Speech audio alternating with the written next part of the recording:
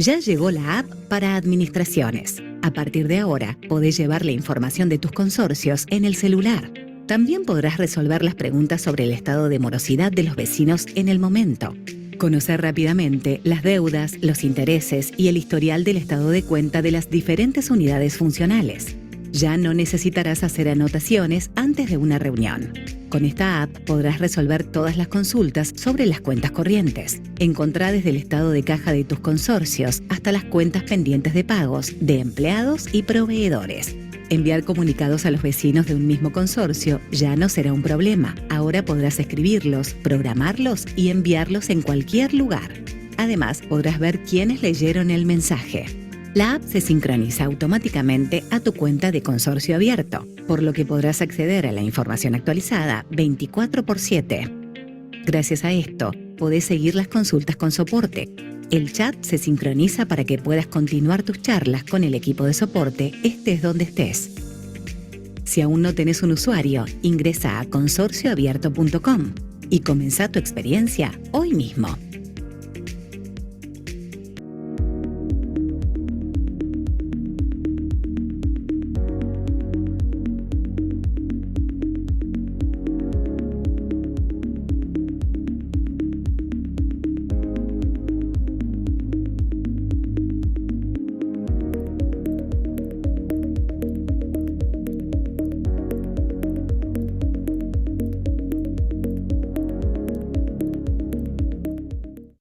Si vivís con la sensación constante de que el tiempo no te alcanza, entonces necesitas Consorcio Abierto, el software elegido por las administraciones líderes de todo el país. Con nuestro sistema podrás automatizar tareas repetitivas y liberar tiempo para lo importante. Podrás liquidar las expensas hasta un 50% más rápido, gracias a la carga automática de facturas. Agilizarás la comunicación con los vecinos al poder programar y enviar mensajes masivos. Además, podrás reducir la morosidad gracias al envío automático de recordatorios de pagos. Consorcio Abierto también te ayudará a mejorar la relación con los vecinos, centralizando todas sus interacciones en un solo canal. Con nuestra app podrán realizar pagos y generar el recibo de manera automática, participar de votaciones, enviar dudas e inquietudes, enviar avisos de pagos de expensas, reservar de amenities y mucho más. Y tenemos una novedad para vos. Con el lanzamiento de nuestra app para administradores, podrás llevar la información de tus consorcios a todos lados. No esperes más. Llámanos que en menos de 24 horas llevamos tus consorcios al siguiente nivel. Nos encargamos de la migración y te acompañamos durante la adopción para que puedas hacer tu cambio de forma rápida y simple. Más de 650 administraciones de todo el país nos eligen. ¿Te gustaría comenzar?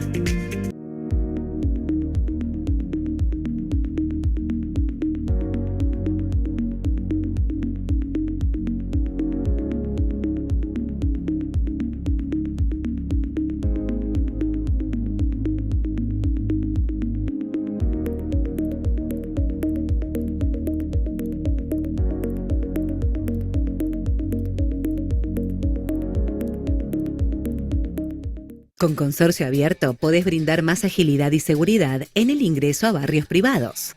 ¿Cómo? Simplificando el ingreso de las visitas. Los vecinos registran los datos de las visitas que esperan, pudiendo indicar si son amigos, familiares, empleados o proveedores. De esta forma, los invitados solo deben presentar el DNI en la entrada para poder ingresar. Al ingresar el número de DNI, los guardias acceden a la información precargada, verifican los datos en el sistema, aprueban el ingreso y listo. Además, el libro de visitas se actualiza automáticamente, lo que ofrece un registro de los movimientos del barrio en tiempo real. Y así ganas más seguridad, agilidad y control total de los accesos de tus barrios. Si aún no trabajas con Consorcio Abierto, solicita una prueba y sumalo a tu administración.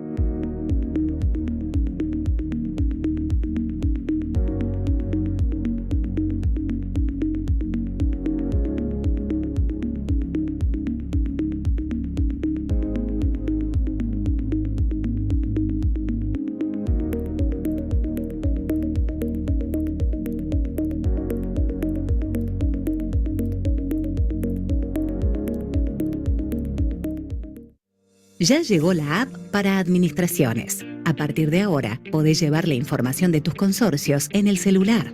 También podrás resolver las preguntas sobre el estado de morosidad de los vecinos en el momento. Conocer rápidamente las deudas, los intereses y el historial del estado de cuenta de las diferentes unidades funcionales. Ya no necesitarás hacer anotaciones antes de una reunión. Con esta app podrás resolver todas las consultas sobre las cuentas corrientes. Encontrá desde el estado de caja de tus consorcios hasta las cuentas pendientes de pagos de empleados y proveedores. Enviar comunicados a los vecinos de un mismo consorcio ya no será un problema. Ahora podrás escribirlos, programarlos y enviarlos en cualquier lugar. Además, podrás ver quiénes leyeron el mensaje. La app se sincroniza automáticamente a tu cuenta de Consorcio Abierto, por lo que podrás acceder a la información actualizada 24/7. Gracias a esto, podés seguir las consultas con soporte. El chat se sincroniza para que puedas continuar tus charlas con el equipo de soporte, estés donde estés. Si aún no tenés un usuario, ingresa a consorcioabierto.com y comenzá tu experiencia hoy mismo.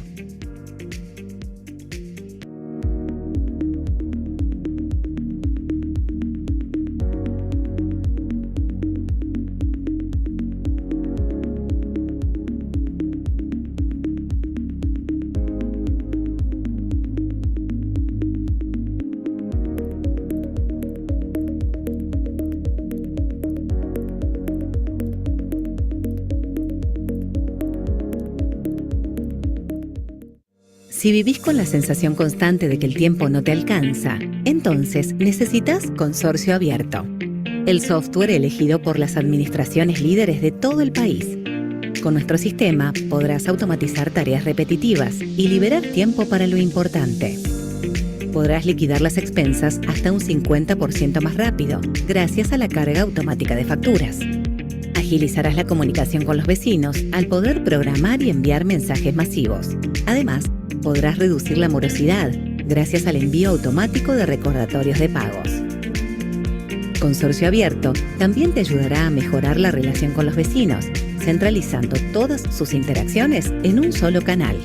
Con nuestra app podrán realizar pagos y generar el recibo de manera automática, participar de votaciones, enviar dudas e inquietudes, enviar avisos de pagos de expensas, reservar de amenities y mucho más. Y tenemos una novedad para vos. Con el lanzamiento de nuestra app para administradores, podrás llevar la información de tus consorcios a todos lados. No esperes más. Llámanos que en menos de 24 horas llevamos tus consorcios al siguiente nivel. Nos encargamos de la migración y te acompañamos durante la adopción para que puedas hacer tu cambio de forma rápida y simple. Más de 650 administraciones de todo el país nos eligen. ¿Te gustaría comenzar?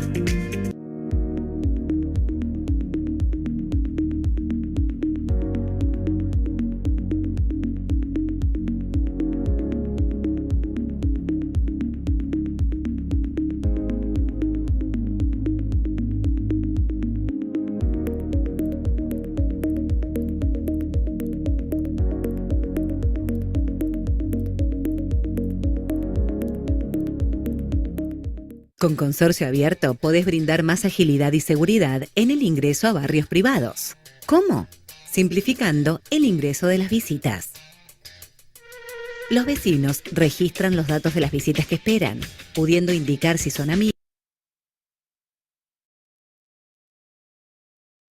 Ahora sí, buenas tardes, bienvenidos a un nuevo webinar de Consorcio Abierto, espacio que compartimos todos los meses con referentes del sector y colegas administradores para capacitarnos y debatir sobre distintas temáticas consorciales. Mi nombre es Marlene Ramírez, soy gerente de marketing de Consorcio Abierto, voy a estar siendo en el día de hoy su moderadora. Esta tarde también me acompaña José Sánchez Cano, que lo vemos ahí conectado, él es coordinador comercial. Hola José, ¿cómo estás? ¿Qué tal, Marlene? ¿Cómo estás? Muy buenas tardes y bienvenidos a todos los que se sumaron para participar acá del webinar. Bueno, ya somos más de 80 personas, así que buenísima la convocatoria del día de hoy, que es una temática muy solicitada. Para los que ya nos conocen, saben que nuestra misión como empresa es brindar conocimiento y herramientas digitales que agilizan el trabajo administrativo y también buscamos mejorar esa relación, ¿no?, que tenemos con los vecinos y el posicionamiento de cómo ven a los administradores. Así que nosotros promovemos esa bandera para reivindicar la profesión. José, ¿te parece si repasamos también, como siempre, qué es Consorcio Abierto? Que seguramente ya mucha gente nos conoce y nos viene siguiendo hace bastante, pero sabemos que hoy nuestro speaker ha traído nuevos invitados, así que me gustaría que repasemos. Bueno, perfecto. A ver, para los que no nos conocen, Consorcio Abierto, si vamos específicamente al sistema en sí, es un sistema 100% online que está pensado para que ustedes puedan gestionar todo lo relativo a la administración de sus consorcios, sumando también a la gestión de todo lo que es la comunicación con los distintos consorcistas, ¿no? A través de nuestro sistema ustedes van a poder obviamente gestionar toda la parte contable que a fin de mes decanta en la confección y emisión de la expensa, pero también van a poder facilitar muchas cuestiones en cuanto a la diaria, con el vecino, gestión de comunicaciones, contacto, consultas, reclamos, archivos. La idea es que a través de nosotros ustedes, punto uno, ahorren mucho tiempo, pero aparte puedan transparentar su gestión y eso facilitarle al vecino también el acceso a mucha información, con lo cual apostamos a vamos a llamar un win-win, digamos, para todas las partes involucradas dentro del edificio. Ahora igual, Buenísimo. Mm. ahora le vamos a dar pie a Martín en un momentito, pero bueno, después sí, ya les voy spoileando, vamos a hacer un muy breve recorrido por la plataforma, como para que puedan conocer un poquito en qué consiste, en cómo los beneficiamos, eh, específicamente con el temario que vamos a ver, digamos, referido a la gestión de la morosidad, pero después obviamente los invitaremos a profundizar un poquito más. Buenísimo, gracias José por el breve resumen. Ya estamos en todo el país, también estamos operando, para los que no saben, en Hispanoamérica. Tenemos 7.000 consorcios, 900 administraciones que nos siguen y ya somos más de 300.000 usuarios. Así que todos los meses vamos creciendo y justo nos reíamos antes de comenzar que se nos desactualiza todo el tiempo el video, así que tenemos que ir ajustando. Gracias por este crecimiento y por confiar en nosotros. Les recuerdo que este webinar está siendo grabado, que luego de la charla van a recibir en el material por mail y tenemos un chat habilitado en el Zoom que pueden ir dejando sus preguntas que vamos a levantar al finalizar la charla. Bueno, ahora sí, como decía, en este contexto económico que estamos atravesando, con un dólar volátil que se dispara todos los días, con incertidumbre sobre la estabilidad económica en nuestro día a día. Hoy una de las principales preocupaciones de muchas administraciones se centra, obviamente, en cómo gestionar la morosidad, que va creciendo todos los meses. Hoy invitamos al doctor Martín Lermer, especialista en pH, director del estudio Lermer, que nos va a estar contando sobre los aspectos legales para la gestión de la morosidad. Así que muchísimas gracias, Martín, por tu tiempo, por sumarte y por compartirnos tus conocimientos. Gracias Marlene, gracias por la confianza. Hola a todos, son muchos por lo que estoy viendo y de todas partes del país, así que vamos a tratar de que sea ameno. Un tema que a veces no es tan ameno, pero vamos a hacer lo posible. Sí, un tema sensible, complejo, pero que despierta muchas dudas también, así que nos viene muy bien esta charla. Tal cual. Bueno, Martín, cuando quieras podés compartir y yo te digo si Perfecto. se ve. Paso a compartir pantalla. Denme un segundito. Ya somos 96 participantes. Va creciendo. Ahí nos Ahí saludan se desde ve. Rosario, Guillermo. Ahí en el chat nos van dejando los saludos de todo el país, como decías. Ahí se ve Ahí se perfecto. ve la pantalla compartida. Se ve Así perfecto, es. Martín. Bueno, bárbaro. Entonces, si a ustedes les parece, arrancamos nomás. Vamos. Como dije, hola a todos. Vamos a tratar un tema que es sumamente sensible, sumamente actual y que tiene un montón de aristas que hay que tener en cuenta y que vamos a intentar compactarlas lo más posible en una charla que saquemos algo nuevo, con que tengamos una cosita nueva de lo que todos conocemos o de lo que todos creemos conocer, creo que nos vamos a sentir un poquito más contentos. ¿Cómo manejamos la morosidad de nuestros consorcios? ¿Cuáles son los aspectos legales que tendríamos que tener en cuenta a la hora de gestionar esta morosidad? Vamos a tratar de hablar las diferencias entre los consorcios constituidos y de hecho, sin darle demasiada profundidad a las diferencias. En cuanto a la relación con la morosidad, tienen grandes diferencias, vamos a ir por ese lado. ¿Por qué es importante conocer los aspectos legales de las expensas? Porque claramente, en principio, es o debería ser el único ingreso que tiene el consorcio. ¿Por qué digo debería ser? Porque todos sabemos que desde lo teórico a lo práctico siempre hay una gran avenida de doble mano y hoy por general hay muchos edificios que generan sus ingresos también de otra forma. Pero en la concepción que tenemos del sistema consorcial, las expensas son el único ingreso que debería tener un consorcio. El segundo punto de la importancia por la cual tenemos que hablar de mora y tenemos que hablar mucho de mora es porque la existencia de la mora podría llegar a generar algún tipo de responsabilidad no solamente para el moroso, sino también para el administrador. Y porque el incremento de la morosidad es evidente. Como recién decía Marlene, no hace falta ser un gran observador para darse cuenta que Argentina vive embebida en crisis constante y en este momento estamos teniendo una crisis bastante más importante que otras que nos lleva a situaciones en las cuales tenemos que tener una gran cintura y para tener una gran cintura lo importante es la capacitación, el entendimiento, el conocer la temática que todos los días tenemos que vivenciar. ¿Qué sabemos de las expensas? El artículo 2048 del Código Civil Comercial dice que son gastos y contribuciones, repito, son gastos y contribuciones necesarios para el mantenimiento, administración, estructura, mejoras, reparaciones o sustitución de las cosas y partes comunes de los bienes del consorcio. Con lo cual hay una gran discusión que la vamos a mencionar muy sobre la marcha, pero es para que se entienda sobre qué clase de ingreso es una expensa. Si estamos hablando de gastos, si estamos hablando de una parte del patrimonio, créanme que todavía se discute si la expensa forma parte del patrimonio de un edificio o es solamente una retribución de gastos.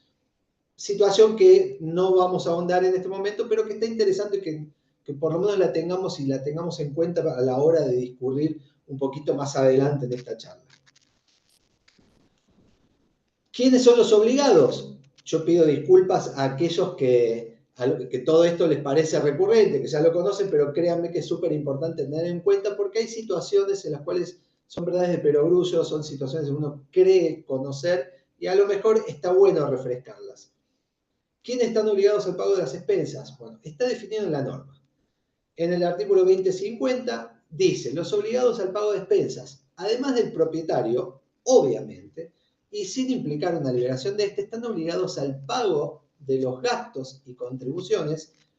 Fíjense que en este caso el artículo vuelve a mencionar la distribución entre la diferencia entre gastos y contribuciones, como dos palabras similares, porque están dentro del concepto de expensas, pero distintas. Son obligados al pago, aparte del propietario, los poseedores por cualquier título. Y acá viene un primer datazo que le vamos a dar, y es que los inquilinos, locatarios, no son poseedores, sino que son simples tenedores. Hay una gran confusión, normalmente como tema de consulta, escucho muy seguido a algunos administradores que me dicen, no, acá el que está debiendo es el inquilino que vive en el octavo B. En realidad, quien está debiendo es el propietario del octavo B, que es real que existe una relación contractual en donde el inquilino se obliga al pago de las expensas, pero esa obligación contractual es una obligación que une al propietario con el inquilino, al locador con el locatario, no frente al consorcio. Y esto está muy bien que así sea, porque no puede eximirse de responsabilidad, como dice el mismo artículo que acabamos de leer, al propietario que de cualquier manera sigue siendo responsable, incluso en el caso de que entregue su propiedad no a un inquilino, que dijimos que es poseedor, que es tenedor, sino a un poseedor de cualquier título. ¿Y por qué el código establece esta distinción? Por una razón bastante particular que la vamos a ver a continuación, pero que tiene que ver con los consorcios de hecho. Porque los consorcios de hecho, por la misma situación que conlleva, es decir, al ser de hecho, después lo vamos a aclarar, pero al ser de hecho, el futuro propietario todavía no pudo escriturar, no tiene la escritura, con lo cual no es propietario para la ley, pero sí es poseedor para la ley, con lo cual tiene la misma obligación de pago de expensas. Acá empezamos a entender un poquito el final de este cuento, de decir, che, aunque no tengamos un consorcio, el poseedor también debe pagarlo. Por lo tanto, no son responsables, estamos volviendo para atrás con los inquilinos, frente al consorcio. Su obligación de pago será frente al locador, que no puede eximirse, como dijimos recién, de su responsabilidad de pago frente al consorcio, aduciendo que tiene un inquilino que debe abonar. Pasado el datazo, sigamos. Vamos a adentrarnos en el tema de los intereses, otro de los temas bastante álgidos y sobre el cual recibimos consultas todo el tiempo. Nuestro ordenamiento legal vigente reconoce básicamente tres tipos de intereses según su finalidad. Según lo que ven acá, yo digo filmina, lo cual me delata mi edad asquerosamente, pero bueno, ustedes me van a entender. La filmina, según su finalidad, tenemos los intereses compensatorios, que están regulados en el artículo 767, que no son los que se utilizan de manera general en el sistema consorcial, pero sí es importante tenerlos en claro. Los intereses moratorios, que están regulados en el artículo que sigue, en el artículo 768, estos sí son los más utilizados y seguramente los más oídos por todos los que estamos acá presentes. Y los intereses punitorios, que también se usan, pero son menos conocidos tal vez. A diferencia de lo que comúnmente se piensa, el interés moratorio no tiene por finalidad el pagar una penalidad por pagar fuera de término. No es una sanción por pagar fuera de término, aunque se deban desde el momento en que se genera la mora por esa falta de pago. Es decir, que son aquellos que se deben por el incumplimiento, sí, pero no como sanción, sino como la mora. Ahora lo vamos a entender un poquito mejor. Por su parte, el interés compensatorio es el que forma parte del cumplimiento de la obligación y se dice que es una parte del precio de la obligación. Diferencias entre ambos para que se entiendan. El interés moratorio se adeuda aunque no exista pacto entre las partes, y el compensatorio, que ese pacto ya no resulta procedente para reclamar. Dicho en otras palabras, el moratorio se debe desde el mismo momento en el cual la deuda comienza a generarse como mora o se deja de pagar. En cambio, el compensatorio para su existencia debió tener un acuerdo de parte anterior. El interés moratorio es aplicable a todas las obligaciones y el compensatorio, a consecuencia de lo que veníamos conversando, solo rige en un ámbito contractual. Otra diferencia, ante la omisión de determinar cuál es el interés moratorio, los jueces poseen las facultades de determinarlos, pero no así los compensatorios. ¿Qué significa? Que si existe algún reglamento de propiedad horizontal que no esté determinado y que en ese edificio en concreto tampoco está determinada por asamblea, el juez puede tener facultades, me corrijo, tiene las facultades para determinarlos. Generalmente es lo que ocurre cuando al iniciarse una demanda se le solicita al juez la aplicación de los intereses de uso judicial de cada jurisdicción. Vamos a hablar en cada jurisdicción porque para los que no lo saben, seguro que tenemos colegas, de hecho he visto ahí colegas que habían saludado, pero para quienes no saben esto, cada jurisdicción tiene la facultad de determinar una suma de interés diferente de manera consensuada con sus juzgados. En la ciudad de Córdoba, por ejemplo, hasta ahora, con algunas diferencias, ahora han empezado con todo este tema inflacionario complicado que estamos viviendo, han empezado a recalcular un poquito esta tasa de interés, pero normalmente cuando no estaba pactada en el reglamento o por asamblea, se estaba estableciendo alrededor de un 2% más la tasa pasiva. En otras jurisdicciones se establece la tasa activa.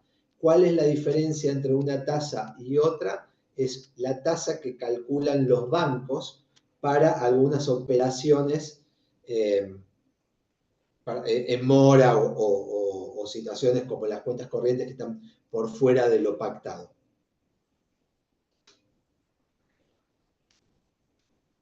¿Qué son entonces, sabiendo ya que son los intereses moratorios y los intereses compensatorios, qué son los intereses punitorios?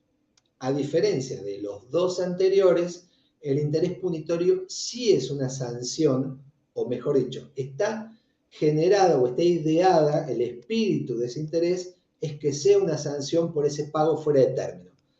No pretende, a diferencia del moratorio, compensar la pérdida de dinero, ni aplicar una suma determinada para incrementarlo por la falta de pago, sino que buscan evitar esa morosidad, una suerte de multa por esa falta de pago de los plazos pactados. Dicho de otra manera, se intenta a través de los punitorios que no exista esa morosidad, tratar de convencer al eventual moroso para que no entre en esa situación y diciendo, aparte del interés moratorio, podés tener un interés compensatorio.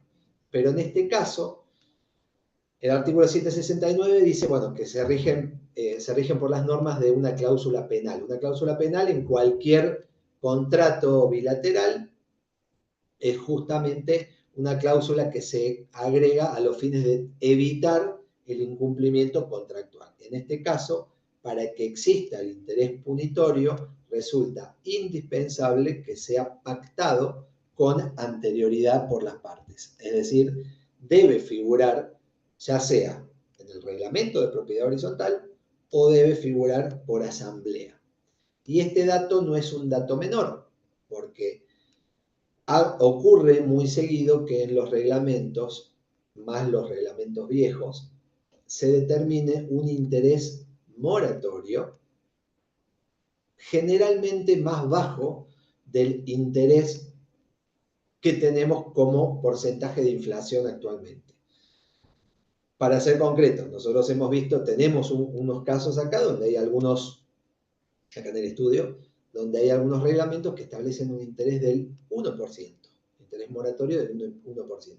Imagínense que tener un interés del 1%, cuando la inflación normal y habitual supera el 7%, sin perjuicio del 13 o 14% que se está diciendo que vamos a tener este mes de manera excepcional, pero claramente es un llamado a que los morosos sean cada vez más, no paguen y terminen pagando en una instancia judicial que va a ser claramente inferior.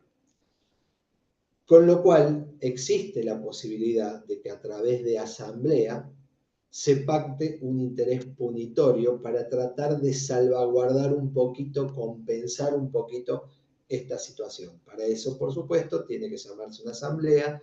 La asamblea tiene que tener todas las formalidades que la ley establece para su legalidad, de las cuales no vamos a hablar en este caso porque es otra la temática, e intentar de esa manera compensar un poco sin perjuicio de lo que vamos a ver que podemos plantear en una instancia judicial y que está reconocido también en muchos juzgados de todo el país, esta problemática y una solución alternativa.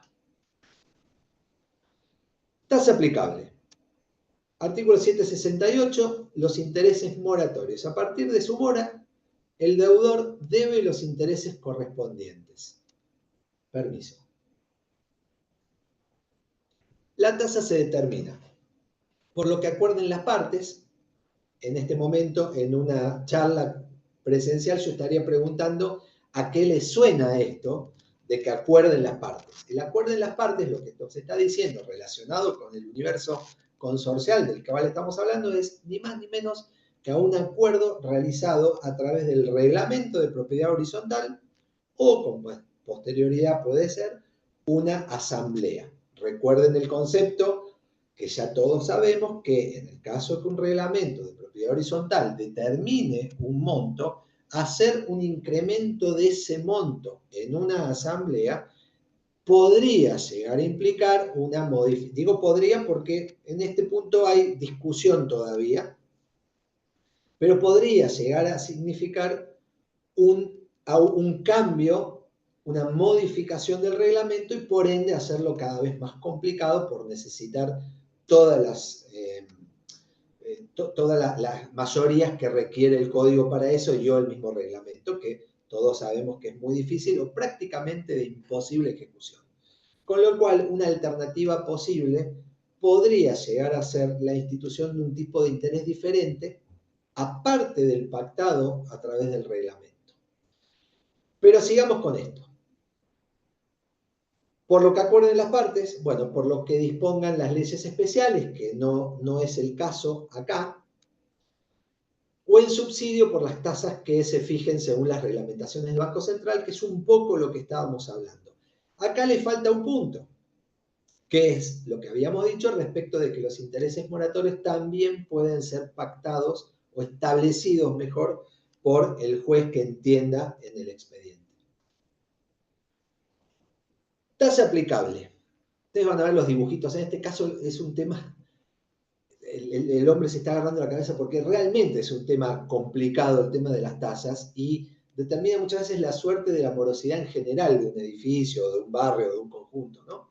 Porque si tenemos tasas muy altas, podemos caer en una figura que no es buena, que es la del abuso, y si tenemos tasas muy bajas, generamos que la gente, estamos incentivando nosotros mismos lo que queremos desincentivar, que es la generación de la mora. Tiene que ser, por supuesto, una tasa que sea justa para no perder ese dinero y para que el deudor pueda solventar, por otro lado, y tratar de arreglar esa mora, ¿no? El artículo 771 y 1747 del Código Civil y Comercial de la Nación, como dijimos, otorgan la facultad al juez de morigerar, disminuir, aquellas tasas que resulten abusivas. ¿Qué significa esto? que en el caso de que el reglamento o por asamblea se haya determinado una tasa de interés sin poner un número, porque hoy lamentablemente estamos viviendo una situación en la cual cualquier número es injusto para alguna de las partes y es muy difícil que nos pongamos de acuerdo si un 7% está bien, si un 10% está bien o si un 12% está bien. Por supuesto que si alguien dice, como he visto en algún caso, si alguien dice que mi consorcio tiene un porcentaje de morosidad, un interés por la morosidad del 20%, creo que estaríamos medianamente de acuerdo en su mayoría de que eso podría ser una cláusula abusiva. En este caso, en este tipo de casos, cuando el abuso en el derecho va de la mano de la tasa de interés que se está cobrando, no es necesario siquiera iniciar un juicio de amparo o hacer una modificación del reglamento ni nada por eso, porque estos artículos le otorgan directamente la facultad al juez de morigerarla. Por supuesto que el demandado debería pedirla, pero aunque no la pida, en estos casos el juez lo puede hacer de oficio, es decir, lo puede hacer de motus propio sin necesidad de que se lo pidan, si él entiende que esta cláusula es abusiva. Pero esto que veníamos hablando es en general. ¿Por qué me interesa hablar de las tasas en concreto para los consorcios? Porque de manera bastante amplia, nuestra jurisprudencia y la doctrina también van de la mano y van diciendo que, ojo, siendo las especiales características de un consorcio que el único ingreso, lo digo de vuelta, debería ser las expensas, debemos analizar la tasa de interés moratorio de una manera muy particular y de una manera muy detallada y muy en concreto. ¿Por qué? Porque no es una empresa, un consorcio, no tiene la posibilidad de solventar con otras acciones de mercado, con otras acciones de comercio, como vender un producto, generar un nuevo producto, un nuevo servicio, su disvalor en cuanto a la morosidad. Con lo cual, en general, es bastante amplia la doctrina de la jurisprudencia que sostiene que, ojo, incluso en los valores máximos determinados en los tribunales, deberíamos analizar si esos valores máximos son aplicables o no son aplicables a cada caso en concreto. Como dice la Filmina, no me maten, doctrina y jurisprudencia coinciden en definir que las tasas moratorias de los consorcios tienen características propias y que las hacen especiales y diferentes. Lo que veníamos diciendo, no es el mismo caso el ingreso único, por eso la importancia de definir al principio que las expensas, más allá de la definición si estamos ante gastos o si estamos ante contribuciones que todos van haciendo, o si estamos realmente ante estas dos cosas, que esto merece toda una charla, podemos hablar 1 hora, 2 horas de eso, que no viene al caso, porque ya bastante los estoy aburriendo con números, pero que por las especiales características que tiene el consorcio, deberíamos analizarlo un poquito mejor. Incluso si en general, en alguna jurisdicción, como les cuento que ocurre en la provincia de Córdoba, que hasta ahora más o menos las tasas moratorias en general, no en un consorcio, sino en cualquier reclamo que se haga, era de un 2% más la tasa pasiva, para los consorcios deberíamos analizarlo un poquito mejor. Esto es a consecuencia de lo que decíamos de la importancia que reviste para ese consorcio el cobro de esas expensas. Tal es así que existen precedentes jurisprudenciales de aceptaciones de tasas que superan ese valor máximo consensuado en los tribunales para cualquier otro tipo de obligaciones. Existen jurisprudencia donde el juez le reconoce tal importancia. Ustedes no se olviden que en casi cualquier ciudad desarrollada, una ciudad donde tiene un desarrollo inmobiliario interesante, alrededor de un 90, un 95% de la población, esto es lo que ocurre acá en Córdoba y se puede replicar en otras ciudades también, viven no en consorcios, sino viven en ciudades. Se estima, porque no hay por el momento ninguna estadística, que alrededor de un 70% a un 80% de la población de cada ciudad viven en edificios, en consorcios, ya sea edificio o sea conjunto inmobiliario. Con lo cual, el analizar este tipo de situaciones es de carácter obligatorio para todos los que estamos acá y para la justicia en general, y ni que hablar la doctrina, que es lo que nosotros bregamos siempre como interpretaciones para darle una primera interpretación.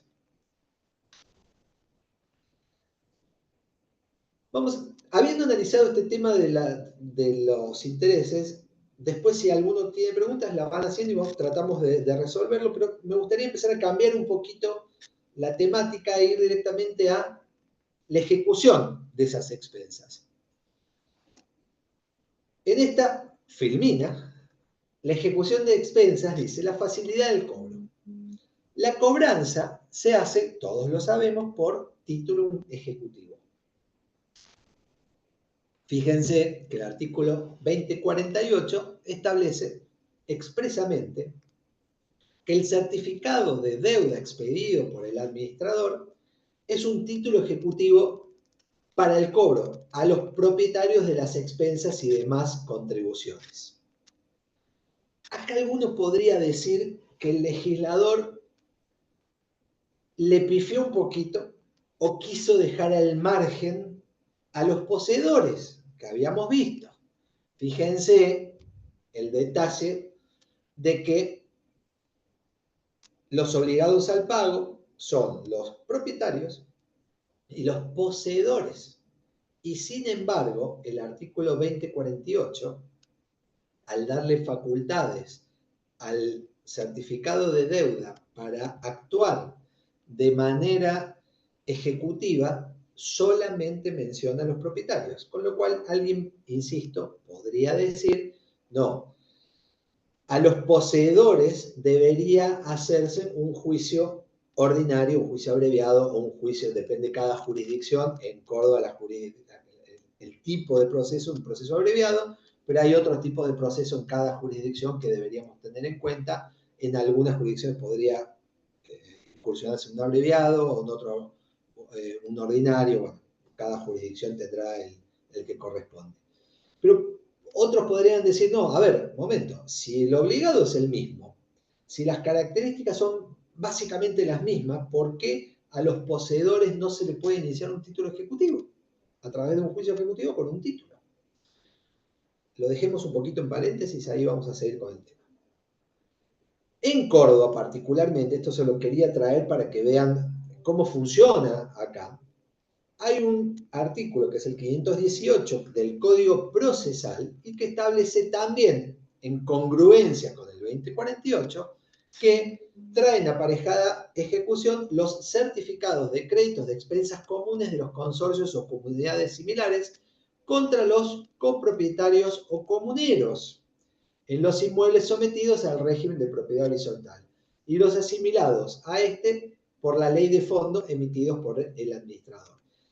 No quiero sentarme a analizar la situación de Córdoba porque me parece que en este contexto, teniendo gente tan federal, una reunión tan federal y tan linda como esta, sin embargo hay que tener en cuenta que a lo mejor en estos casos, por ejemplo, este artículo es incluso anterior a la modificación del código y puede llegar a tener alguna contradicción también si analizamos un poquito más esta parte de que los certificados expedidos por los consorcios que van contra copropietarios, propietarios o comuneros de los inmuebles sometidos. Bueno, se podría analizar y la verdad que podríamos hablar mucho sobre esto. Lo dejo solamente para que se entienda esta situación de que en principio parecería ser que nuestra norma hace una gran diferencia entre propietarios y poseedores. Y acá nos metemos de lleno en el tema de los consorcios de hecho. Vamos a hacer una simple definición de lo que es un consorcio de hecho, si es que se puede hacer una definición, porque en realidad no existe una definición. El consorcio de hecho, como he escuchado y a mí me gusta decir, es un error de la Matrix. Es un error del legislador. Porque si ustedes toman y analizan todo el sistema consorcial, van a ver que parecería ser que el legislador lo que intentó hacer es un sistema donde se construye el edificio, donde se genera la propiedad horizontal y recién después de tener la propiedad horizontal, se empiezan a vender o ocupar las propiedades. Por la venta puede hacerse a pozo, puede hacerse de otra manera, pero por lo menos después parecería ser que es así, que quien ingresa, quien empieza a poseer la unidad que compró, debería hacerlo una vez que esté constituido el consorcio. ¿Cómo se constituye el consorcio? No se constituye con el reglamento, se constituye con la inscripción del reglamento. Y esto es así, la inscripción del reglamento en el registro de la propiedad o el registro general de cada una de las provincias o jurisdicciones. Y esto es así porque a partir de la reforma del Código Civil y Comercial, la propiedad horizontal fue definida como un derecho real. Y los derechos reales nacen con la inscripción. Es decir, nacen cuando a ese reglamento se le da la publicidad general y se le dice al mundo, gritándole al mundo, esto ya está inscrito, ya es un consorcio. ¿Qué es lo que pasa en general? Que por razones, si se quiere, de ventas, si se quiere, hasta situaciones de las municipalidades administrativas, no ocurre. Y normalmente los edificios que están construidos, mientras hacen los trámites para obtener el final de obra y después lograr la escrituración, etcétera, etcétera, normalmente ocurre que se entregan las unidades por varias razones. No es una cuestión caprichosa que se hace así, sino que realmente es necesario porque desde el momento que se empieza a habitar el edificio, se hace necesario el mantenimiento, las reparaciones, y cualquier constructora que entregue las unidades a los compradores, vamos a llamarlo así, porque todavía no son técnicamente propietarios, le empieza a cobrar un monto en contribuciones o gastos a los fines de hacer este mantenimiento, mejoras, etcétera, etcétera. Con lo cual, se genera una situación fáctica en la cual tenemos un edificio que todavía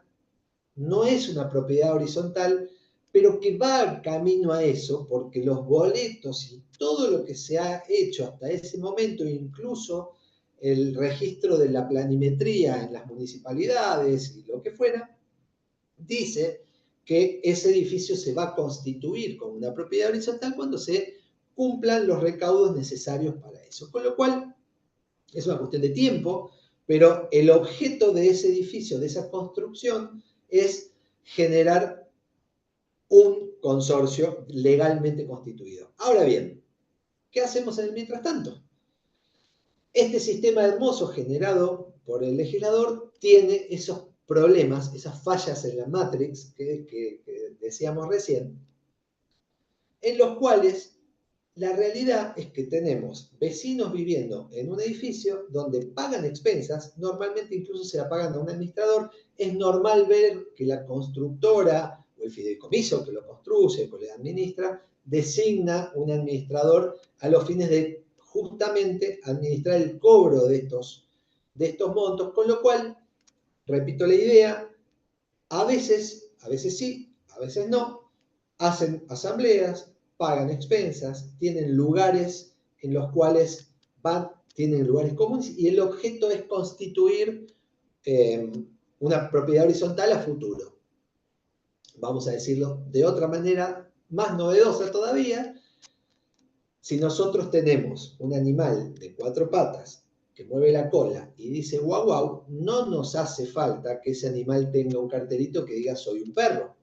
En este caso es exactamente lo mismo. Tenemos un edificio que vive internamente como una propiedad horizontal. De ahí que la doctrina es, para quien no sepa, los escritos que realizan los abogados, los profesionales que estudian una materia en particular, en este caso el consorcio, y la jurisprudencia, que son los fallos judiciales, establecen y reconocen la existencia de consorcios de hecho. Tan es así que incluso en el capítulo que habla de los conjuntos inmobiliarios, el código establece el reconocimiento de los conjuntos inmobiliarios de hecho, es decir, anteriores a la normativa, de manera taxativa y clara. Si bien no vamos a hablar de eso, lo dejo para que lo tengan en cuenta. Es decir, la diferencia básicamente entre un consorcio constituido y un consorcio que es de hecho es para terceros, para los de afuera. Porque justamente para los de adentro de un consorcio de hecho tienen obligaciones de pago de las contribuciones. Esas obligaciones de pago de contribuciones o expensas pueden surgir del mismo boleto. Acuérdense que estamos hablando de situaciones en las cuales no hay todavía un reglamento. Puede surgir del mismo boleto, puede surgir del acta de posesión o puede surgir, como existen algunos casos y alguna jurisprudencia, del mismo hecho de vivir en ese edificio sabiendo que en ese edificio uno va a tener que pagar contribuciones y expensas, con lo cual uno, por la teoría de los actos propios, no podría decir, yo no pago hasta tanto no esté constituido como un consorcio. Fíjense el fallo que les traigo.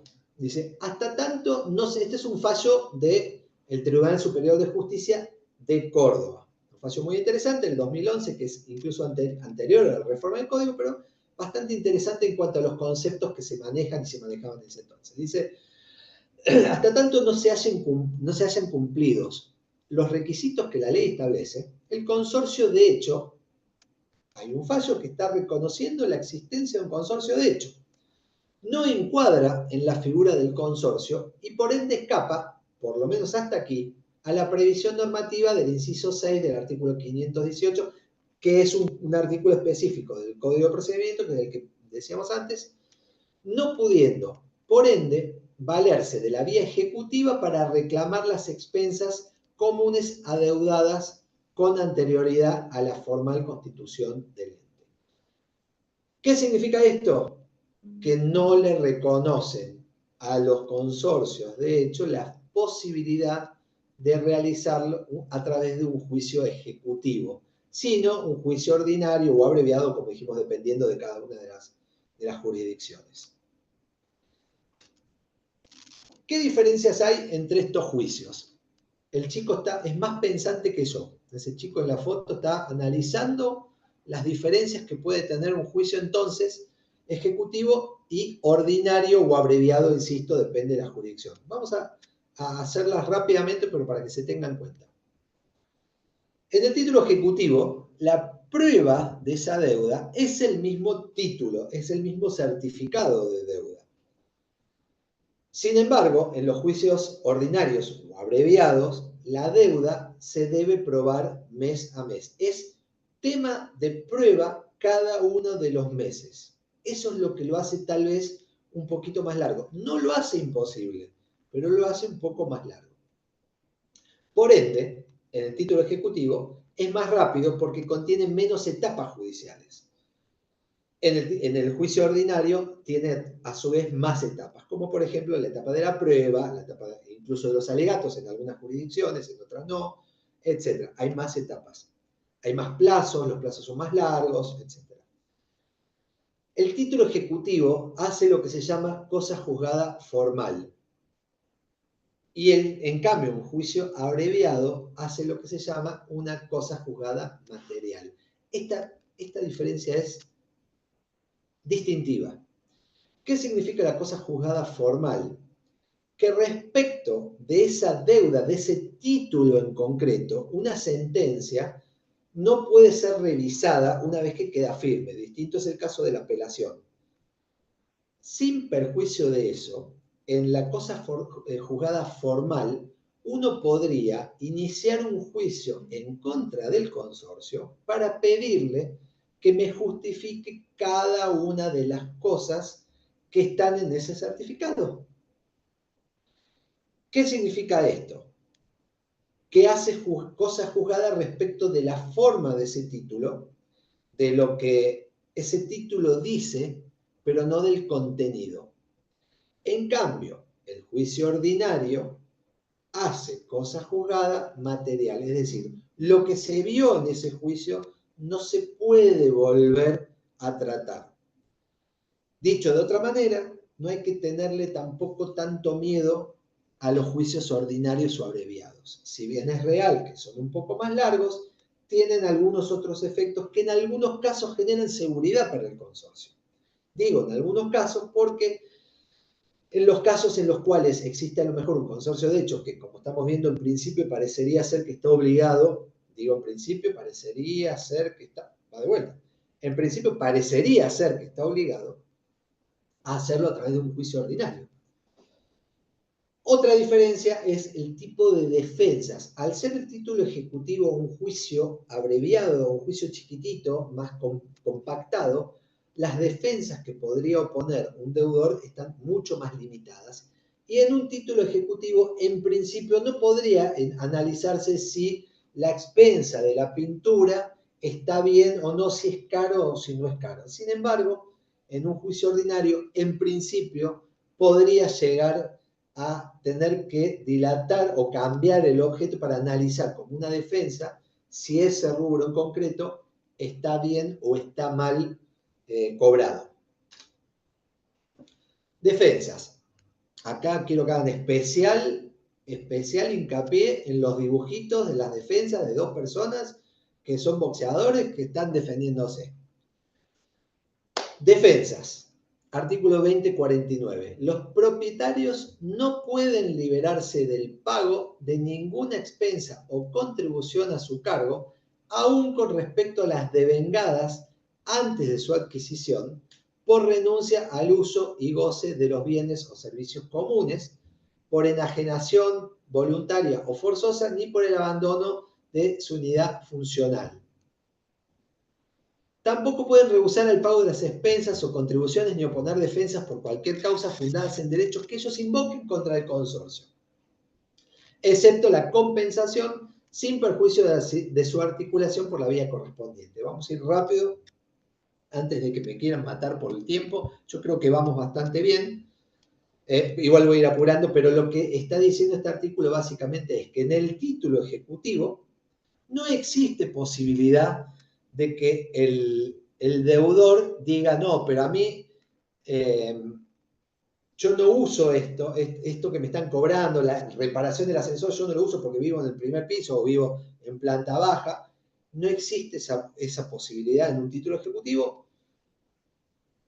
salvo honrosas excepciones por casos muy particulares, pero no debería existir esa posibilidad. Y asimismo tampoco, como bien dice la segunda parte de este artículo, tampoco puede defenderse fundado en derechos que invoquen contra el consorcio. Si yo no pago expensas, y esto es un datazo, debería haber puesto como filmina, es la filmina como un datazo 2. No puede oponerse diciendo, yo no pago las expensas porque el consorcio me tiene que arreglar todavía las humedades. No.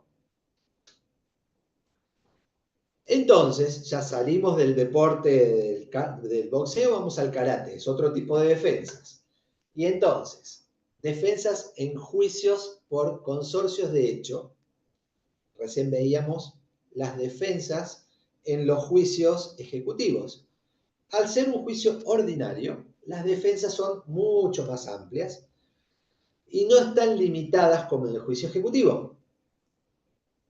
Puede rebatir los rubros pretendidos y la aplicación al caso concreto, lo que decíamos recién. Si a mí me están reclamando la pintura de la pileta y en la pileta hay un monto grande, yo puedo decir como defensa, che, analicemos si está bien, si no, si me están cobrando bien, si la distribución de las expensas por porcentaje la están haciendo de conformidad a lo que dice el reglamento o no. También puede sostener el uso no determinado de un servicio. Después veremos el resultado en el juicio, pero yo podría decir en un juicio ordinario, su señoría, no tengo por qué pagar esto porque no lo uso. Podría. Habría que ver si le van a dar razón o no, por cuanto esa exhibición debería estar también en el reglamento. Puede discutir la falta de prueba de los rubros y montos, es decir, analizar la cuestión de fondo, que es un poquito lo que decíamos. Algunos precedentes de juicios ejecutivos en los consorcios de hecho. Fíjense esto. ¿Puede un consorcio no constituido como tal, es decir, de hecho, ejecutar gastos comunes con un título ejecutivo? Recién, en potencial, vengo diciendo que en principio debería hacerse de manera ordinaria o abreviada en un juicio ordinario. Si bien la mayoría de la doctrina y la jurisprudencia indican que los consorcios de hecho no pueden ejecutar expensas o gastos comunes por títulos ejecutivos, en algunas condiciones jurídicas expresas, esta negativa podría ceder. Nos estamos refiriendo en concreto, básicamente, a todos aquellos casos relacionados con el capítulo siguiente, que son los conjuntos inmobiliarios. Como todos sabemos, los conjuntos inmobiliarios son propiedad horizontal y está considerada como una propiedad horizontal especial. Mejor dicho, son derechos reales considerados derechos reales especiales. Fíjense lo que les traigo acá, un fallo, Club de Campo Aras del Sur contra Farías, esto es del 2014,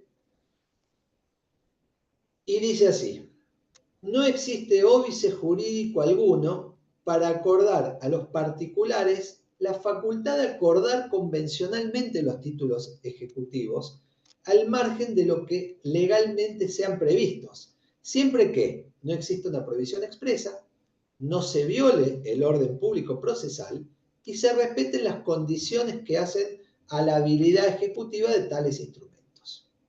De la misma manera que una persona puede legítimamente renunciar a derechos que involucren un interés patrimonial, también se encuentra facultado para restringir y acotar al margen de las defensas oponibles ante un eventual reclamo judicial tratándose de un derecho creditorio. Y esto que parecen a lo mejor palabras medias raras. ¿Por qué?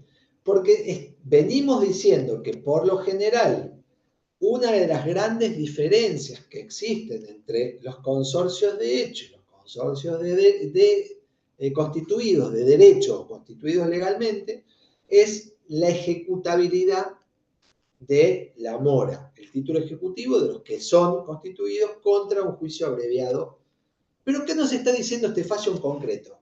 Ojo, para que el título sea ejecutivo, tiene que venir de la ley, como es el caso del 2048, que establece específicamente que es título ejecutivo el certificado de expensas, o lo que pacten las partes.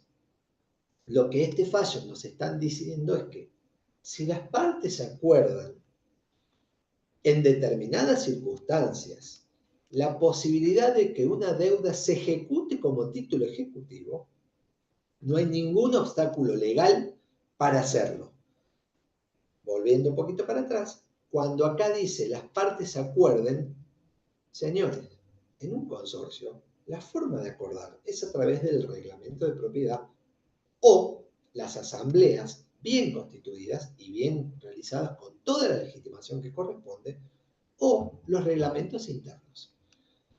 Dicho más rápida y congruentemente con lo que venimos diciendo es, si las partes se ponen de acuerdo, incluso en un consorcio de hecho, en que a partir de ahora vamos a ejecutarlo a través de un juicio ejecutivo, este fallo por lo menos lo que dice es, che, no hay ningún obstáculo para eso. Lo hagamos por título ejecutivo.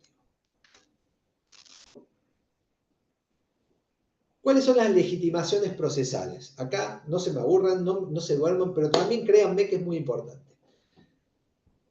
Legitimatio aut causam es la capacidad de una persona humana o jurídica para estar en juicio como parte. Existen dos tipos de legitimación.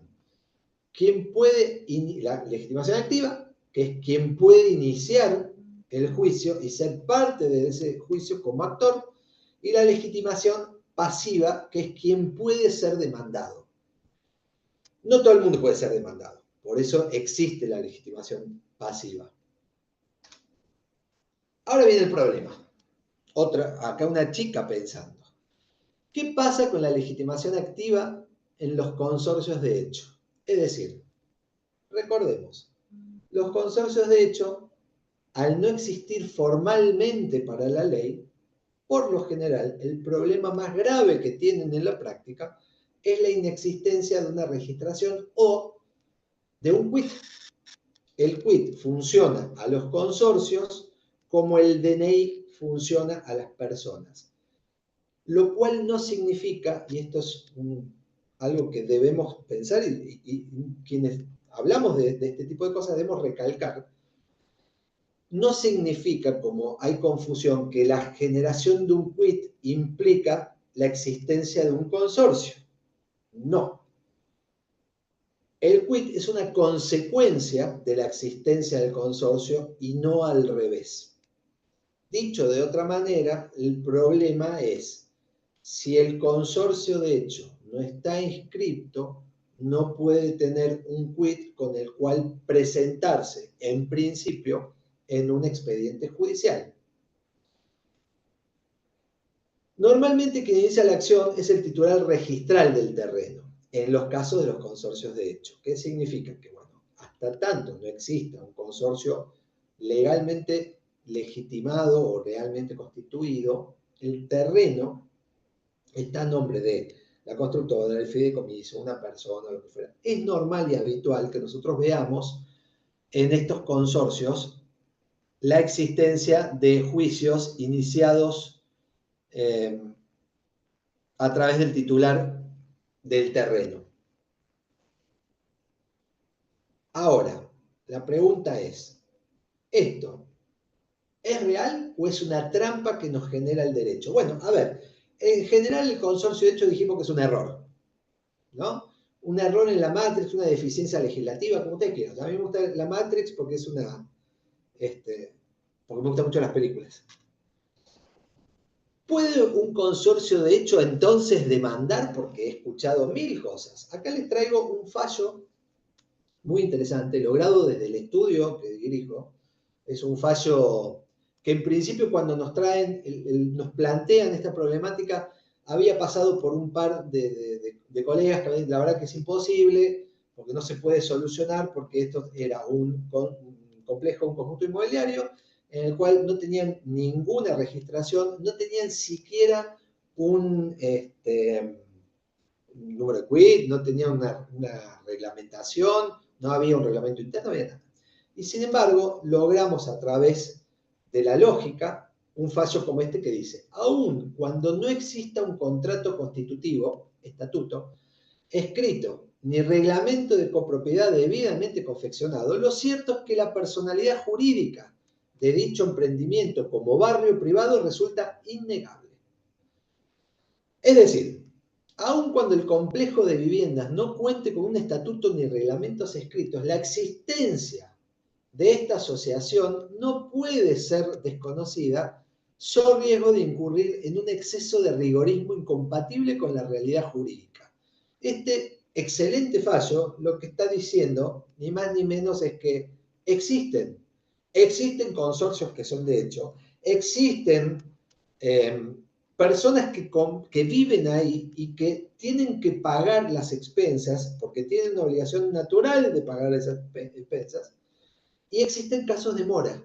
Si nosotros no le reconocemos al consorcio de hecho la facultad de cobranza, se cae el sistema. Es incompatible con el sistema. ¿Hasta cuándo se pueden ejecutar las expensas? El Código Civil y Comercial, todos sabemos que establece que son 2 años de prescripción. Segundo datazo, como dijimos, este debería ser el tercero. Vamos a ir rápido para antes que me empiecen a matar. Evitemos la prescripción, evitemos la responsabilidad del administrador, que es el único que representa un consorcio, de hecho o no de hecho, o legalmente inscrito. Evitemos la prescripción actuando, la inacción genera responsabilidad.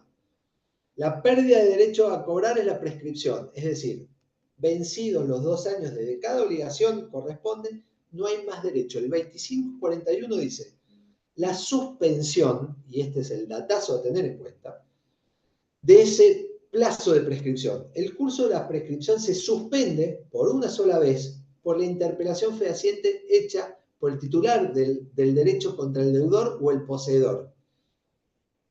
Contra el deudor o el poseedor. Fíjense que divide de vuelta la normativa, pero ahora ya no habla del propietario, habla del deudor, porque habla del titular del derecho. Esta suspensión solo tiene efecto durante 6 meses o el plazo menor que corresponde a la prescripción de la acción. Es decir, si ustedes tienen una casi prescripción porque tienen algún rubro que está por llegar, hay que mandar una carta de documento. La carta de documento suspende por 6 meses el plazo de esa prescripción para tener el tiempo necesario para seguir negociando o iniciar las acciones legales que correspondan. Con esto les dejo el dibujito de mi persona cuando todavía era pelado. Vamos a ir terminando. Ahí les digo a la gente del consorcio abierto que tomen la posta nuevamente. Yo voy a dejar de compartir. Espero realmente que les haya gustado, que haya abierto alguna cabeza. Y dejando de compartir, voy a volver a la serie para ver si quieren, si hay preguntas o no. Hola Martín, muchísimas gracias por la charla, impecable la verdad. Hay muchas preguntas que nos fueron llegando durante el chat, yo me reservé algunas para hacerte en este momento. Si te parece, antes de ir a abordar las preguntas, José nos va a mostrar cómo Consorcio Abierto también complementa con nuestra tecnología la gestión de la morosidad. Ok, perfecto. Bueno, gracias Marlene. Bueno, nuevamente, ¿cómo están todos? Ahí hace un ratito estaba revisando el listado de participantes, hay muchos nombres que conozco, que bueno, que también ya sé que conocen el sistema, pero vamos a hacerlo lo más rápido posible, simplemente para que conozcan el alcance del sistema y algunas cuestiones. Al que esté interesado después, obviamente lo invitamos a que coordinemos algo más en forma individual y ahí sí vayamos bien en detalle sobre las bondades adicionales. Ahora sí, voy compartiendo pantalla. Le pido me confirmen si pueden ver acá la web de inicio de Consorcio Abierto. ¿Están viendo? Sí, se ve. Sí, perfecto. Ok, perfecto. Así que bueno, a ver, para los que no nos conocen, más allá que comenté un poquito al comienzo, los que se ingresaron un poquito más tarde, Consorcio Abierto es un sistema 100% online para la gestión de consorcios. Obviamente hay muchísimo más que se puede hacer. Lo más importante es que digitalizamos toda la cuestión de comunicación entre el consorcista y el administrador. La idea es que en una única herramienta ustedes tengan la solución a todas sus necesidades, o apuntamos a eso principalmente. Así que bueno, como punto 1 para ingresar lo vamos a hacer desde la web, digamos. Así que, bueno, acá yo ya estaba logueado. Pero bueno, acá ya ingresamos en la plataforma. ¿Y qué es lo que estamos viendo? Es la pantalla de inicio del sistema, ¿no? Básicamente acá, para los administradores que tienen varios consorcios, esta pantalla de inicio es muy práctica porque justamente pueden ver un resumen de todos sus edificios en un solo lugar, algunas métricas como gestión sumatoria de las cuentas de fondos, deudas con proveedores independientemente del consorcio. Vamos a poder ver gestión de reclamos, vamos a poder ver qué consorcios tenemos pendientes de liquidar a fin de mes, avisos de pago que nos han hecho los vecinos, etcétera, etcétera. De vuelta, temas a profundizar en una segunda reunión si les interesa en forma individual. Ahora, vayamos al tema que nos atañe. Gestión de la morosidad, o morosidad que yo lo separo en dos partes. Uno es la gestión del que ya está moroso. Ahora bien, ¿qué podemos hacer para prevenirla también, no? Esa es una cuestión bastante importante y que el sistema nos puede ayudar mucho. En relación a eso, acá hay algo que el sistema nos puede ayudar a automatizar, que es justamente el aviso de próximo vencimiento de la expensa. Si esto es algo que ustedes se toman el trabajo de hacer en forma manual, ya sabrán que es un buen tiempito durante la semana o durante el mes que les toma tener que estar recordando a los vecinos que no pagaron. Y esto sí, tenemos una cantidad reducida de consorcios, digamos, que nos permite justamente tener este mano a mano con el vecino. Ahora, ¿qué pasa si tenemos muchos edificios? Obviamente no hay tiempo para llamar a todos. ¿Qué podemos hacer? Configurar para que el sistema automáticamente envíe una notificación a cada vecino que no haya registrado que pagó durante o previo al vencimiento. Esto ya sea para primero o segundo vencimiento que tengan configurado. 3, 2, 1 o el mismo día que esté por vencer la expensa, el sistema automáticamente va a mandar un mensaje recordándole al vecino que a la fecha no se ha registrado el pago de su expensa. Esto en nuestra estadística mejora un 30% la recaudación. Básicamente porque impacta sobre el vecino que tiene voluntad de pago, simplemente el día a día, la realidad argentina, lo hace estar pensando en otras cosas excepto el pago de la expensa. Así que acá ya tenemos algo que automatiza, o sea, cero inversión de tiempo para ustedes y muchos beneficios para la recaudación de cada consorcio. Así que eso es una de las cuestiones en las que podemos ayudar a prevenir la mora. Ahora, ¿qué podemos hacer cuando ya estamos dentro de la situación de morosidad o cómo podemos darle un seguimiento a la misma? Como vemos acá en el tablero de inicio de un consorcio, ya podemos ver automáticamente qué deudas tenemos en el consorcio ordenada por periodos, quiénes me deben 1, 2, 3 o más meses. La cuenta corriente del vecino se actualiza en forma automática. Ustedes simplemente van registrando, van liquidando la expensa y obviamente después registrando las cobranzas mes a mes. Eso ya les va generando y actualizando la cuenta corriente de cada unidad funcional. Ahora, yo quiero ver el detalle de esta morosidad. Tranquilamente la puedo ver acá. Entonces ya puedo ver, por ejemplo, que el octavo B me debe 1, 2, 3, 4, 5 meses. También con el detalle de la deuda en capital y los intereses calculados por la antigüedad de esa deuda. Cuestión muy importante, el sistema no comete anatocismo. Obviamente siempre vamos a calcular el interés en base al capital adeudado, digamos, de cada mes. Lo mismo van a poder generar el certificado de deuda que sea requerido por juez o para subir, digamos, enviar al juzgado o una escribanía, ya sea de deuda o de libre deuda, el sistema se los va a generar. También esto es en forma automática. Así que primera herramienta que nos da el sistema para darle un seguimiento a la morosidad del consorcio. Ahora bien, perfecto. Automáticamente, a medida que nosotros vamos trabajando todos los meses y vamos registrando, ya sabemos quiénes son los morosos. Ahora, ¿cómo le puedo reclamar la morosidad a los vecinos, ¿no? Eso justamente tenemos la herramienta de que es comunicación. Ya sea que nosotros querramos hacer un comunicado a ellos o que el vecino se quiera poner en contacto con nosotros a través de un reclamo, todo queda centralizado y digitalizado, como dije antes, dentro del sistema. Entonces, yo quiero emitir un comunicado y quiero recordarle a los morosos que por favor regularizan su situación. Puedo seleccionar que le llegue propietarios inquilinos, solo propietarios, solo inquilinos, solo consejos, según el caso. Y en el filtro de morosidad, yo voy a decir, quiero que este mensaje le llegue a todos los que me deban 2 meses o más o 3 meses o más. Entonces acá ya el sistema automáticamente me va a filtrar esa unidad funcional que tiene deuda y este mensaje solicitando la regularización solamente le va a llegar a ellos. De vuelta, estamos ahorrando mucho tiempo en la selección, digamos, de estas personas. El sistema ya lo hace todo por nosotros. Entonces, perdón, que acá a veces el Zoom me tapa con las cosas, las partes del sistema. Así que bueno, esto es otra cuestión en cuanto a la contactación que podemos tener con los vecinos que están en situación de morosidad. Y después, también algo muy importante que vamos a poder llevar adelante, bueno, les contaba de la cuenta corriente, yo puedo fijarme acá, por ejemplo, la cuenta corriente de cada vecino, siempre y cuando obviamente la expensa se haya emitido en el sistema y el pago acreditado en la misma, yo puedo ver cada expensa que emití justamente con el comprobante asociado o cada cobranza que registré con el recibo de pago que el sistema genera automáticamente también. Entonces, todo ese detalle ya lo tengo en el sistema y el vecino también lo tiene dentro de su usuario. Digamos, el sistema les va a dar un usuario a ustedes como administradores y al vecino, cada uno con su perfil. Pero la cuenta corriente de su propia unidad funcional la va a tener. Ustedes van a ver lo de todos, obviamente. Así que el vecino tampoco va a tener excusa para decir yo no sé cuánto te debo. Está todo acá directamente en el sistema y actualizado en forma automática. Ahora, ¿qué podemos hacer también con el sistema durante el proceso de liquidación? Justamente, esto ya va a una siguiente parte. Ok, perfecto, tengo el deudor. ¿Cómo lo gestiono? ¿Hice algún tipo de arreglo, un acuerdo de pago? ¿Está judicializada esa deuda? Entonces la tengo que frizar hasta que lo resuelva el juez. ¿Cómo lo podemos hacer con el sistema? Vamos acá a iniciar la liquidación. Vamos a ver un segundito que la teníamos casi finalizada. Vamos para atrás. Entonces, dentro del proceso de liquidación del sistema, que es súper sencillo, lo vamos a ir viendo paso a paso. Acá lo importante es el paso 2. En el paso 1 yo directamente defino el monto a recaudar por la expensa del mes.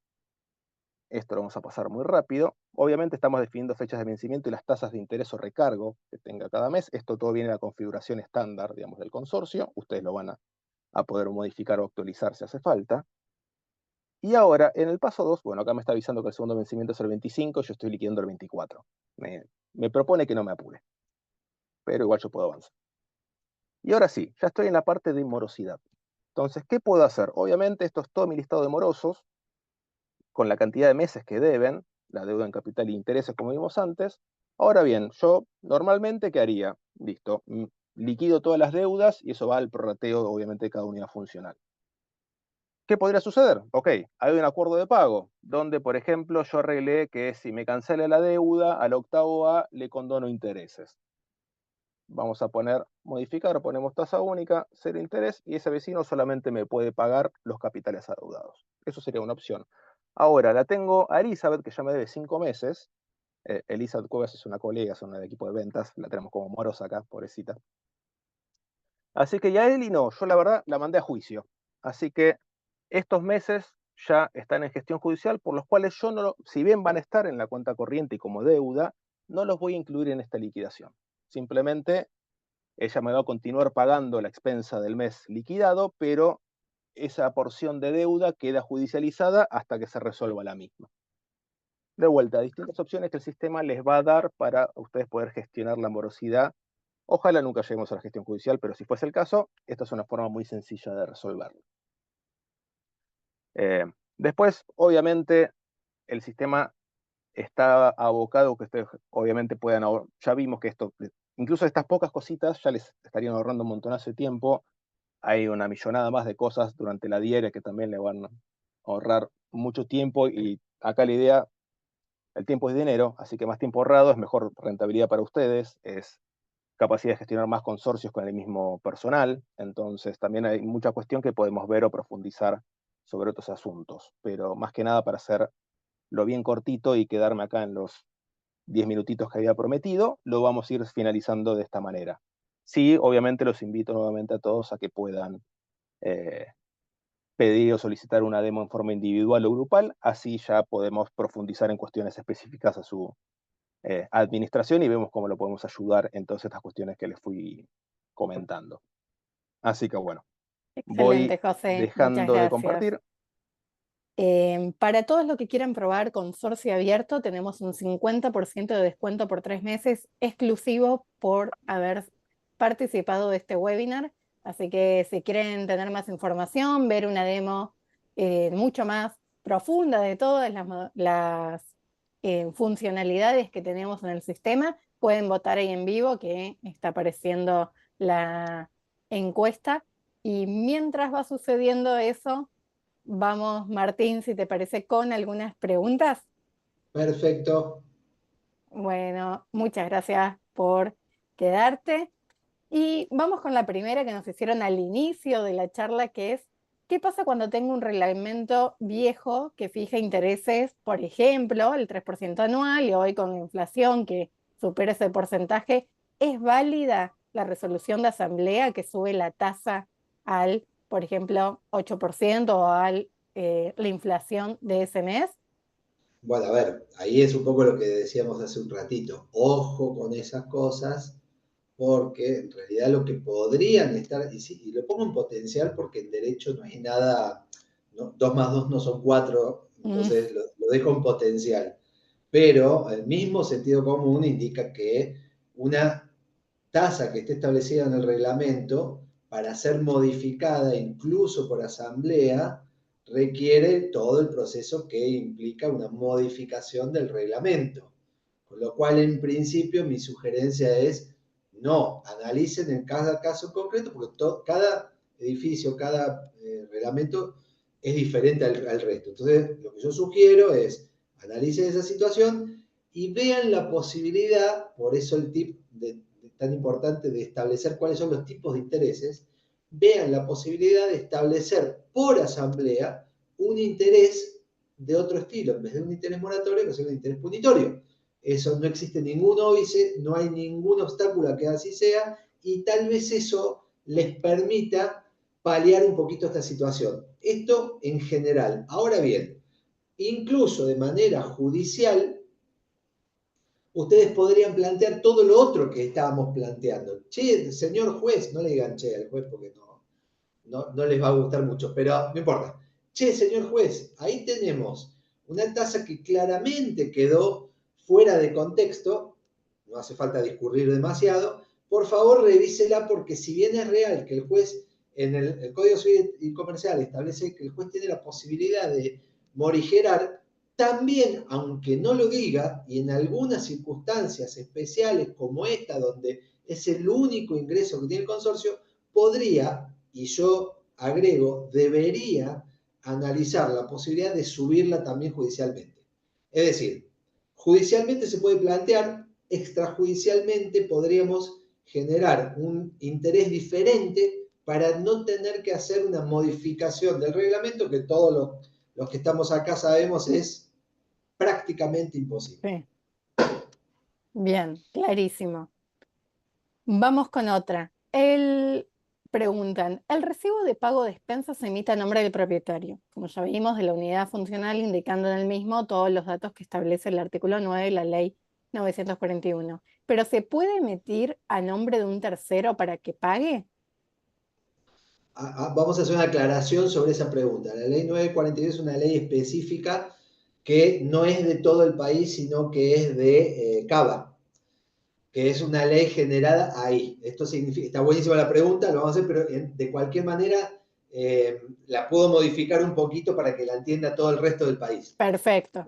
La pregunta es, si, por favor el que la hizo me corrige si la estoy entendiendo mal, es ¿qué pasa si yo el certificado de expensas lo emito a nombre de otra persona diferente al propietario porque vive ahí y quiero que me pague esa persona? Bueno, a ver, independiente de la ley de la 941 que establece la obligación de hacerlo de determinada manera en aquellas jurisdicciones donde no existe, y es un poco más liberal la posibilidad de hacer las liquidaciones, lo cierto es que por eso hicimos el comentario de quiénes son los obligados, independientemente de que la liquidación de expensas, estamos hablando, no el certificado, la liquidación de expensas establezca que la deuda es de Martín Lerner, quien está obligado al pago es o el propietario, que puede ser Martín Lerner en este caso, o el poseedor a cualquier título, con lo cual al no ser un requisito para la generación de una deuda o generación de un futuro certificado, yo lo que le diría a quien hizo la pregunta es que no se preocupe tanto por eso, porque en realidad acá hay una discusión jurídica doctrinaria que lleva muchos años, donde calculo que dentro de poco tiempo nos pondremos un poquito de acuerdo, pero por ahora no, es qué clase de deuda es. Algunos dicen que es una deuda que está generada directamente desde la propiedad, desde la unidad funcional y por lo tanto no impacta sobre quién sea el propietario. Es decir, si es el propietario o es el poseedor, la deuda es la misma, con lo cual no importaría a nombre de quién aparece la liquidación de expensas. No sé si lo compliqué más o se entendió. No, creo que se entendió y que la pregunta apuntaba a eso. Si puede la justicia establecer a un tercero que pague o el recibo de emitirse a dicha persona. Así que. Por supuesto que la justicia podría pedir, pero hay que justificarlo. Acuérdense lo que estamos diciendo, que dice el código, ¿no? Los obligados al pago son fulano y mengano, digamos, propietarios o poseedores a cualquier título. Bien, excelente. Aprovecho ahí a hacer una pregunta que acaba de llegar y que también invito a José a participar de ella, que es, con la inclusión de medios digitales como el nuestro, por ejemplo, Consorcio Abierto, ¿se puede discutir una notificación o comunicado enviado por este medio? ¿Puede valerse como un medio de notificación válido para un deudor moroso? Es excelente la pregunta. La verdad que la respuesta es de difícil explicación. Voy a tratar de resumirlo porque si no me van a echar y me van a matar. Pero la realidad es que deberíamos redefinir lo que entendemos por notificación fehaciente, que es lo que establece la ley.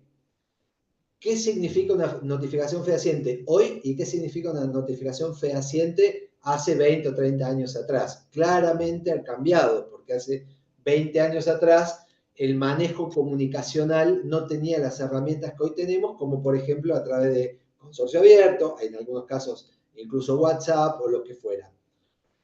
Nuestra codificación establece, entre otras cosas, la posibilidad de generar un domicilio electrónico. Fíjense qué es lo que pasa con la FIP, por ejemplo. La AFIP nos notifica de las deudas, nos notifica de cualquier cosa que necesite a través del domicilio nuestro. Pero para eso ellos tienen una norma que establece que ese domicilio va a ser el domicilio legal a los fines de esas notificaciones. En el caso de los consorcios, esa norma podría ser un consenso hecho o en el reglamento o en una asamblea. Es decir, por un lado podría existir una asamblea que diga, gente, nosotros no podemos notificar las cosas a través de el WhatsApp, de consorcio abierto, sí, podría existir, siempre consensuado. ¿Estamos? Ahora bien, ¿cómo se notifican normalmente las cosas? ¿Cómo se comunican las cosas? Si nosotros tenemos un consorcio que hace, por ejemplo, 2 años que está trabajando de esa manera y que el administrador notifica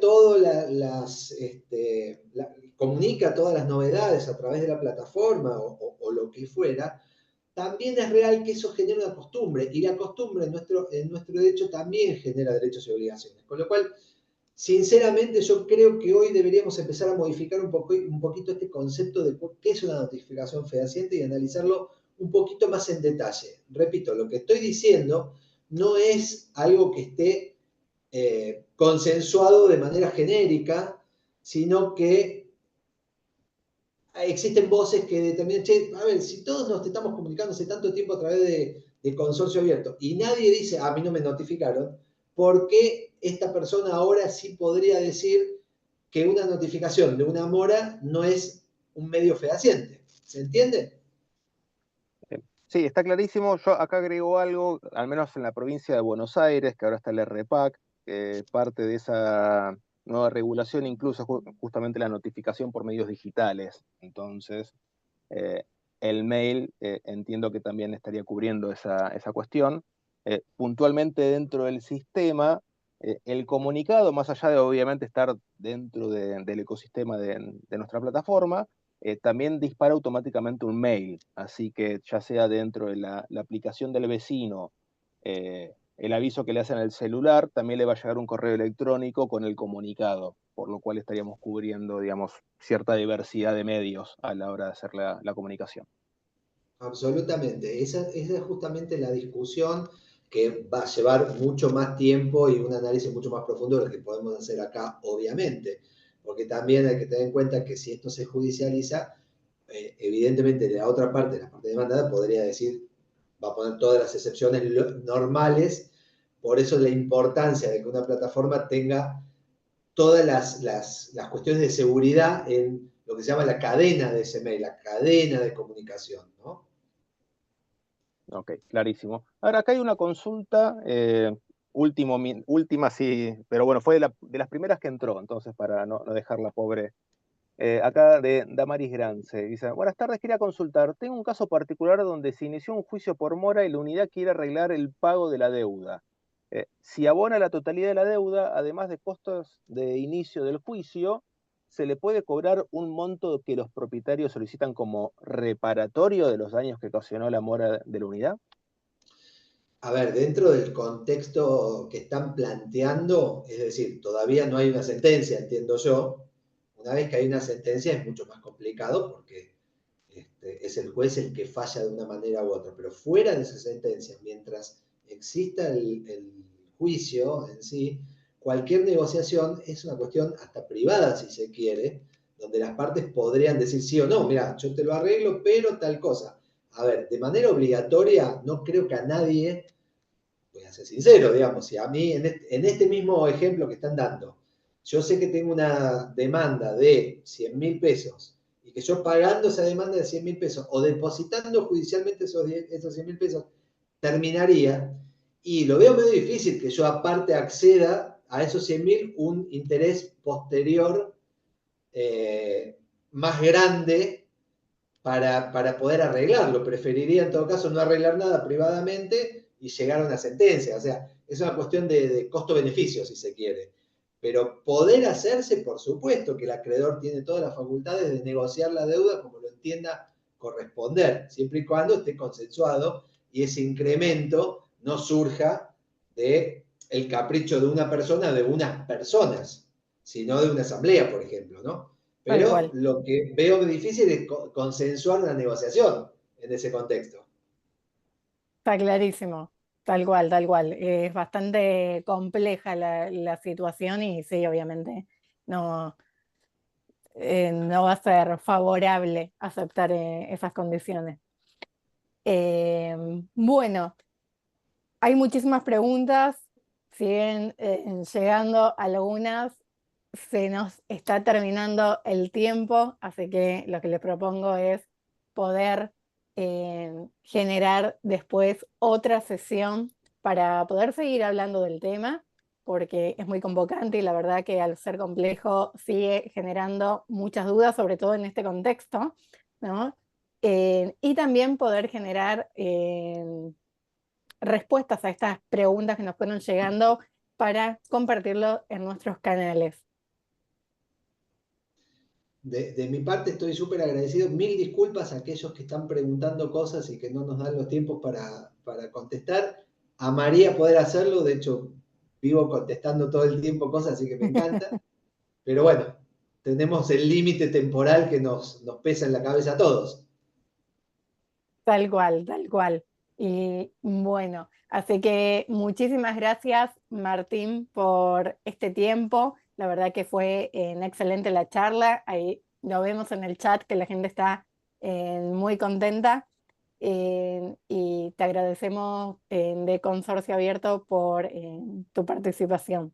Muchas gracias, Bueno, José, también por muchas gracias Marlene, muchas gracias participar. José, muchas gracias a la gente que está acá. Gracias por las palabras muy lindas. Espero que se hayan llevado algo, como dijimos al principio, aunque sea un poquito algo nuevo o algo para pensar. Tal cual. Muy bien. Perfecto. Bueno, muchas gracias a todos y nos encontramos entonces en el próximo encuentro de Consorcio Abierto. Bueno, que tengan muy buenas Gracias a tardes. todos, Muchas gracias hasta a todos por luego. participar. Gracias.